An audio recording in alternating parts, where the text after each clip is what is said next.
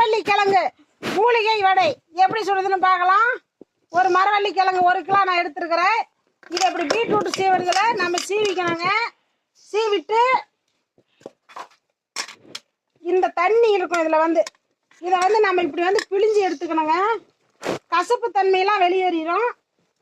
இதுக்கு 2 டம்ளர் அரிசி சேர்த்துருக்கிறேன். நம்ம நைஸாக அரைச்சிக்கணுங்க.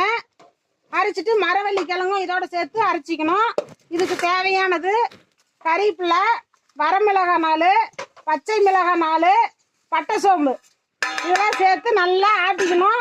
அந்த மரவள்ளி கிழங்கு தண்ணீரை நம்ம இருத்து வச்சிருக்கிறோம் இல்லையா, அதை இப்படி வடிச்சிக்கணுங்க.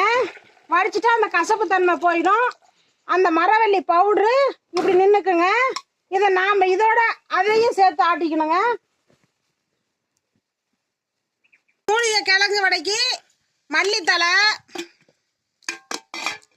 முருங்கைக்கீரை, பச்சை மிளகாய் 4, கருவேப்பிலை பொடி பொடியாக நறுக்கணுங்க. வெங்காயம் சின்ன வெங்காயமாக இருந்தால் இன்னும் சூப்பராக இருக்கும். அது நான் கலந்துருக்கிறேன். போட்டு நல்லா பிசைஞ்சிக்கணும். உப்பு சேர்த்துக்குங்க.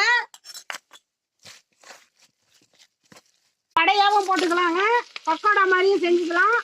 நம்ம போண்டா மாதிரியும் போட்டுக்கலாங்க.